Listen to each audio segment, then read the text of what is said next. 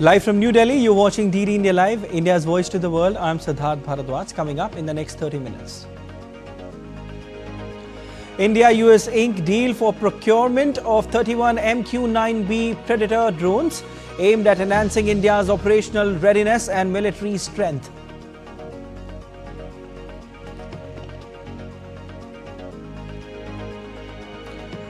Prime Minister Narendra Modi says India is the world's second largest 5G telecom market and is now working on 6G. Inaugurates International Telecommunication Union in New Delhi.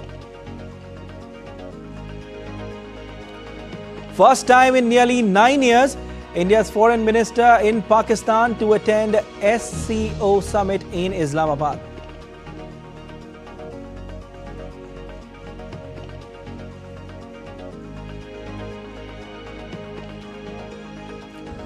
Netanyahu tells US President Joe Biden that Israel will not hit Iranian nuclear energy sites as West Asia remains on high alert.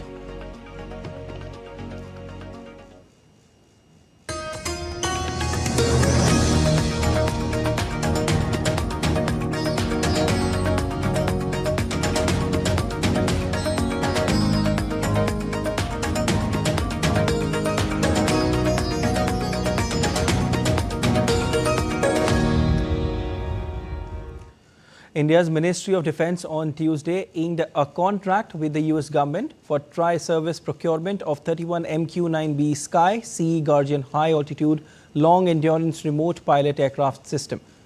Another contract has been signed with General Atomics Global India Private Limited for performance-based logistics for these remote pilot aircraft system through depot-level maintenance, repair and overhaul in India. The contracts were inked in the presence of Defence Secretary in New Delhi.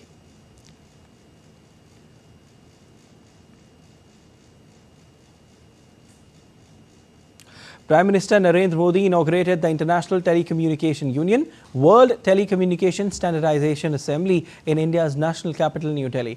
Speaking on the occasion, the Prime Minister highlighted that India's digital vision worked on 4 pillars: cheaper devices, connectivity reaching all corners, affordable data and digital first.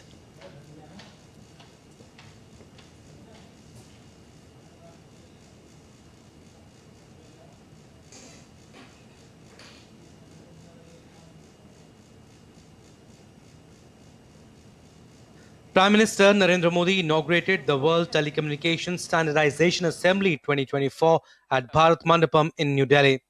Prime Minister Modi also launched the 8th edition of the India Mobile Congress 2024, showcasing India's progress in the world of technology.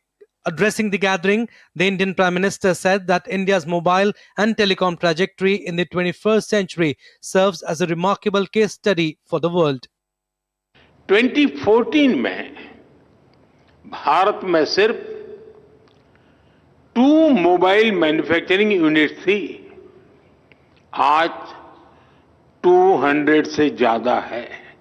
पहले हम ज्यादातर phone बाहर से import करते थे, आज हम पहले से 6 गुना ज्यादा मोबाइल फोन भारत में बना रहे हैं। हमारी पहचान एक मोबाइल एक्सपोर्टर देश की है और हम इतने पर ही नहीं रुके हैं। अब हम चिप से लेकर फिनिश प्रोडक्ट तक दुनिया को एक complete made in India phone देने में जुटे हैं। World Telecommunication Standardization Assembly 2024 is the game changer in more ways than one. It provides a powerful platform for global collaboration besides shaping future standards in next-generation technologies like artificial intelligence, big data and cyber security.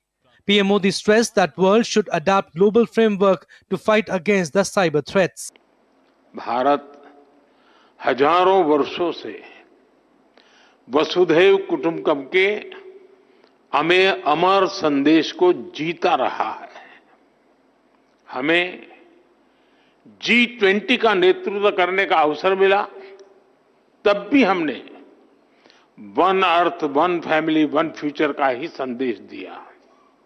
Bharat दुनिया को conflict से बाहर निकालकर connect करने में ही जुटा है। प्राचीन सिल्क रूट से लेकर आज के टेक्नोलॉजी रूट तक भारत का हमेशा एक ही मिशन रहा है, दुनिया को कनेक्ट करना और प्रगति के नए रास्ते खोलना। Earlier, PM visited an exhibition featuring India's leading companies and startups showcasing groundbreaking innovations in AI, 6G, IoT and more. This landmark global conference, held every 4 years, has drawn over 3,000 industry leaders, policymakers and technology experts from more than 190 countries. This event offers Indian startups and research institutions a golden opportunity to gain critical insight into the intellectual property rights and standard essential patents, paving the way for new technological breakthroughs.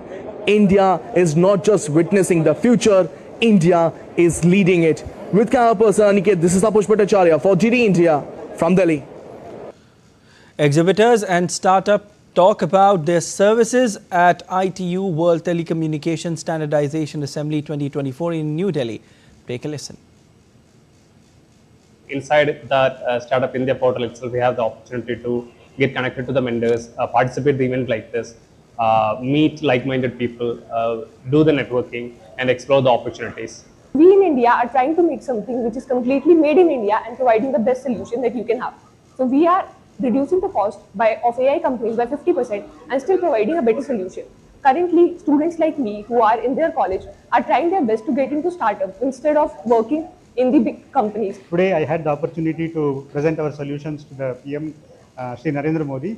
It was a big moment for us to explain our chips and Atmanirbhar solutions that we are building. Today the startup is taking a boom in India, all thanks to our Prime Minister Mr. Modi's vision and mission to make it possible. India's External Affairs Minister Dr. S. Jaishankar has reached Islamabad to attend the Shanghai Cooperation Organization meeting. This is the first high-level visit from India in years amid continuing strain in ties between the two neighbors. The 23rd meeting of SCO Council of Heads of Government will be held on Wednesday in Islamabad under the chairmanship of Pakistan. The annual meeting focuses on the trade and economic agenda of the organization. External Affairs Minister Dr. S. Jaishankar will represent India at the meeting. India remains actively engaged in the SCO format, including various mechanisms and initiatives with the SCO framework.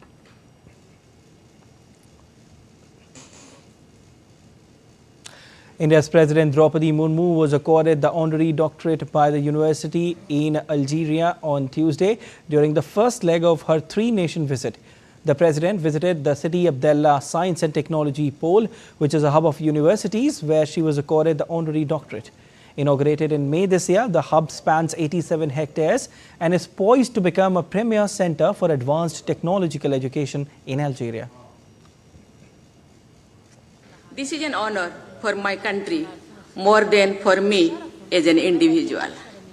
It is an honor you are bestowing on a country, citizen and the culture that has been a ardent and consistent champion of peace and education since time immemorial. India has rejected the claims of Canadian Prime Minister Justin Trudeau and other officials about presenting credible evidence to New Delhi. Sources on Tuesday said that Canada's approach since the beginning has been to make vague accusations and put the burden of denial on India. Sources further said that Trudeau, during the press conference, was saying the same old things for the same old reasons. According to Indian sources, no specifics regarding the connection of certain individuals to India were provided. Sources termed it absurd that Canadian government, after intensively engaging the High Commissioner over the last year, has now chosen to target him.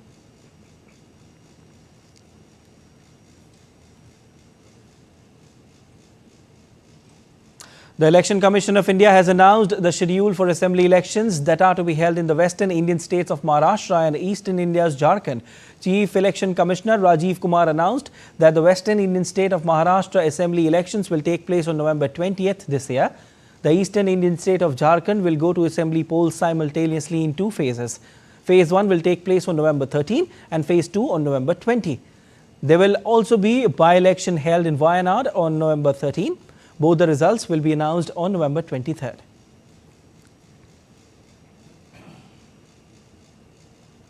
For Maharashtra, this will be in single phase. The notifications, date of notifications are in front of you.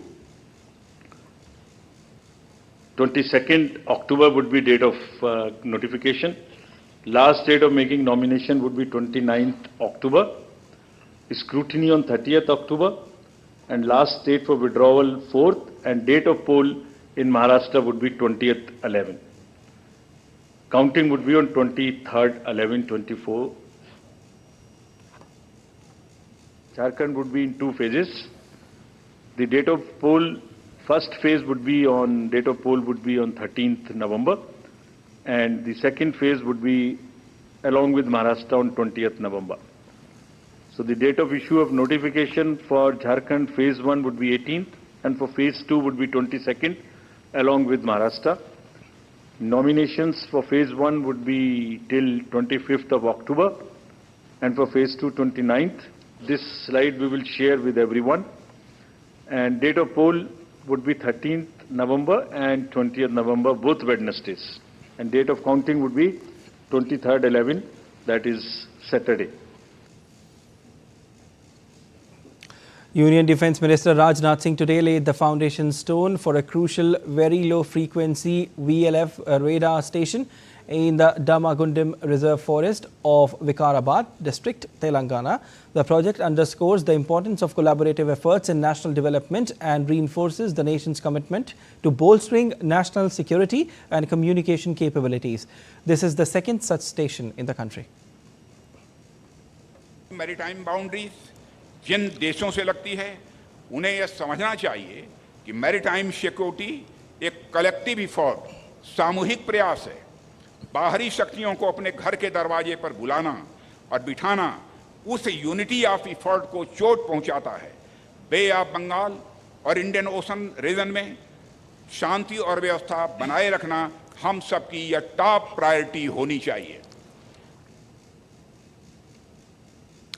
Recently, it was announced that 3 AI centers of excellence focused on healthcare, agriculture and sustainable cities will be led by top education institutions in consortium with industry partners and startups.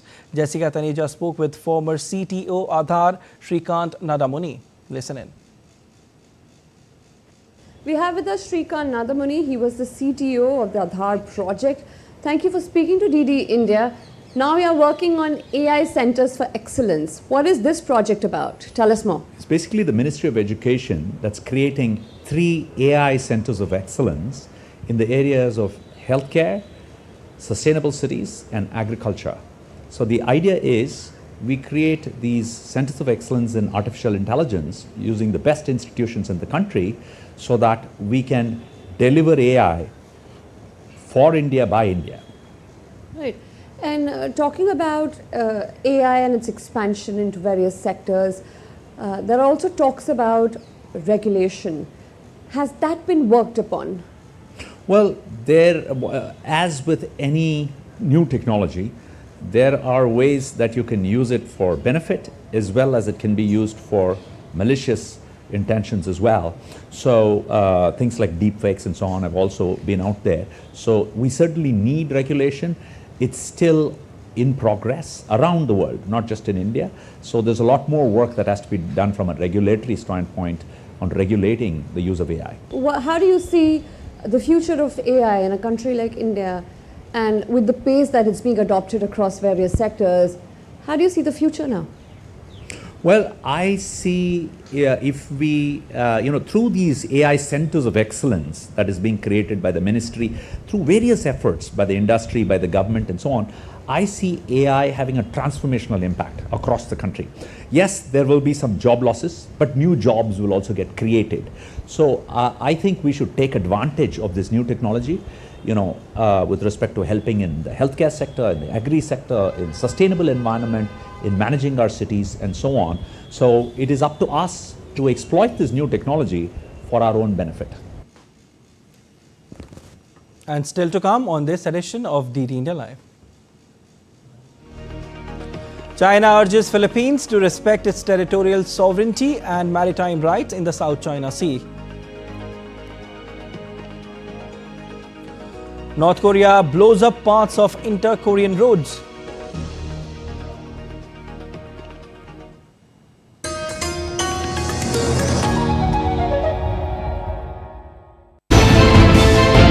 Geopolitics and trade deals. Economic challenges amid development.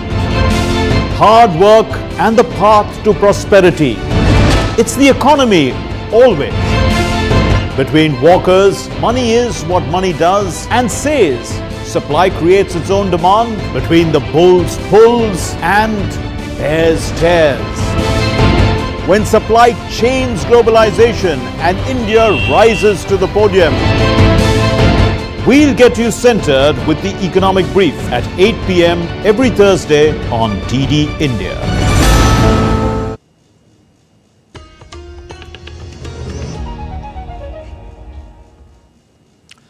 You're watching DD India Live. I'm Siddharth Bharadwaj. On to the United States. Former President Donald Trump and Vice President Kamala Harris campaigned in Pennsylvania, one of the 7 key U.S. swing states. During a campaign stop at Erie, Harris slammed Trump for his ominous comments about the enemy within the United States and threat to deploy the military domestically. Recent polls show Trump and Harris are neck and neck in the 7 swing states. And these are Michigan, Pennsylvania, Wisconsin, Arizona, Georgia, Nevada, and North Carolina. Donald Trump, I think in our collective opinion, certainly mine, is an unserious man.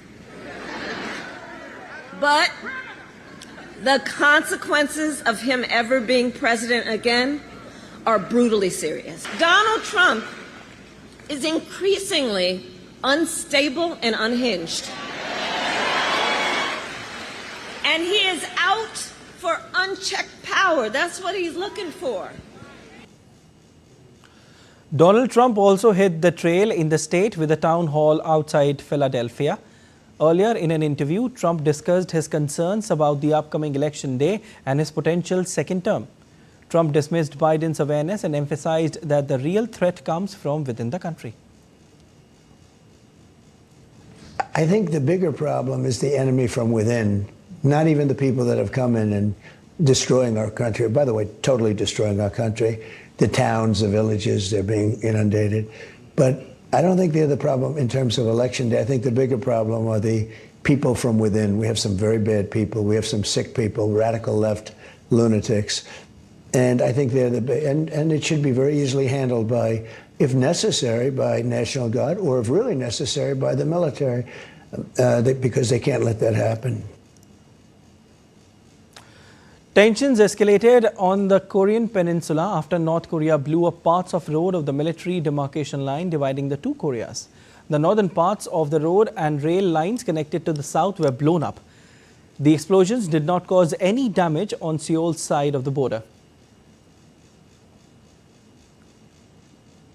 In response, South Korea's military fired warning shots near the heavily fortified border with North. This comes at a time when North has accused its neighbor of sending drones over the country's capital, Pyongyang. North Korean leader Kim Jong-un had overseen a meeting on Monday to discuss a response to the enemy's serious provocation that violated the sovereignty of North Korea.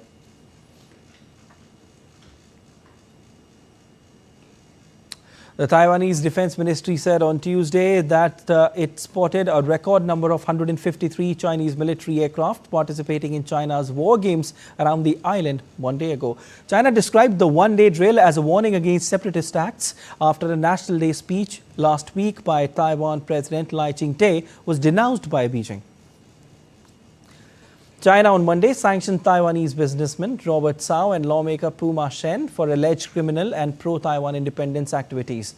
In a statement, the Taiwan Affairs Office said the Black Bear Academy that both men were associated with seeking to incite separatism that would endanger cross-strait ties.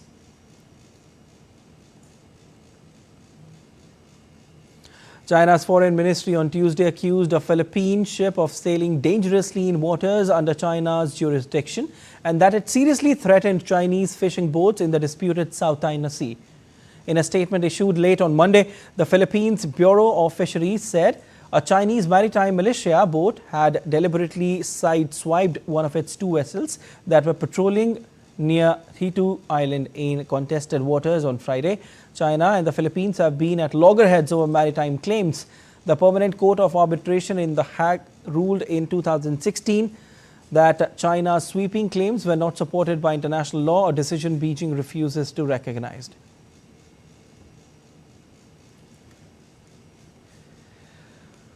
Tensions between Israel and Hezbollah continue to escalate after a deadly drone attack on October 13 killed 4 Israeli soldiers. Israeli Prime Minister Benjamin Netanyahu has vowed to show no mercy to Hezbollah. This comes as Netanyahu denied allegations that Israeli forces intentionally targeted United Nations peacekeepers in Lebanon. Benjamin Netanyahu on Monday vowed to hit Hezbollah without mercy, a day after the group's deadliest strike on Israel. We are continuing to fight. We are paying painful prices, but we have great achievements which we will continue to make. I would like to make it clear, we will continue to strike Hezbollah without mercy everywhere in Lebanon, including Beirut. Hezbollah's drone attack on Israeli base killed 4 soldiers on Sunday, while several others were wounded in the attack. Prime Minister Benjamin Netanyahu later paid a visit to the attack site in south of Haifa. The Israeli Prime Minister has rejected accusations that Israeli troops had deliberately targeted the United Nations interim force in Lebanon and repeated his call for them to temporarily leave the combat zone. The charge that Israel deliberately attacked UNIFIL personnel is completely false. It's exactly the opposite. Israel repeatedly asked UNIFIL to get out of harm's way. It repeatedly asked them to temporarily leave the combat zone, which is right next to Israel's border with Lebanon. In fact, on the day that Israel began its ground operation next to our border with Lebanon, we asked them specifically, please leave this area so you're not harmed. UNIFIL has refused to relocate from southern Lebanon. As you know, the decision was made that UNIFIL would currently stay in all its position in spite of the calls that were made by the Israeli Defense Forces to vacate the position that are in the vicinity of the Blue Line. I want to emphasize that this decision still remains. It was confirmed this morning by the Secretary General. The UN Security Council, for the first time on Monday, expressed strong concerns over peacekeepers being wounded. Against the backdrop of ongoing hostilities along the Blue Line, the members of the Security Council expressed their strong concerns after several UNIFIL positions came under fire in the past days. Several peacekeepers have been wounded. They urged all parties to respect the safety and security of UNIFIL personnel and UN premises. They recalled that UN peacekeepers and UN premises must never be the target of an attack. 5 peacekeepers were injured in a series of incidents last week, with the latest seeing the UN force accuse Israeli troops of breaking through a gate and entering one of their positions. Israel's war with Hezbollah continues to intensify as airstrikes in northern Lebanon killed 21 people on Monday, while millions of Israelis took shelter from Hezbollah rockets. Bureau Report, DD India. Let's take a look at other stories making news today. Shivamani Parmesh on Tuesday took over as 26th Director General of the Coast Guard. He is an alumnus of the National Defence College and Defence Services Staff College. In 30 years of career, Parmesh served in various capacities, both ashore and afloat appointments. In India's northeastern state of Assam, International Rural Women Day was celebrated at Krishnakanta Hadiki State Open University, Guwahati. Every year, 15th October is celebrated as Women's Farmers' Day with the aim of encouraging women in the agriculture sector. Heavy rains has caused severe waterlogging in Chennai, Tamil Nadu. India's meteorological department has predicted heavy rainfall in Tamil Nadu over the next 3 days. State government has also declared a holiday on Wednesday for schools, colleges and public office.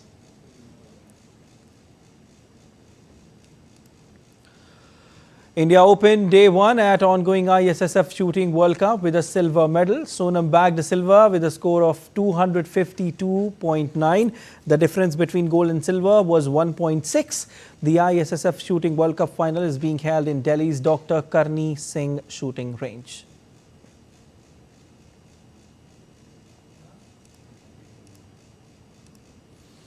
That's all for this edition of DD India Live. But let us know your thoughts on the news of the day. For those on the go, you can get all the latest news and updates from India and across the world on DD India mobile app. The app is available on both Android and iOS platforms. And you can scan the QR code on the screen to download now. We'll be back with more news as it breaks here on DD India. I'm Prasar Bharati from all of us here in Delhi. Thanks for watching DD India Live.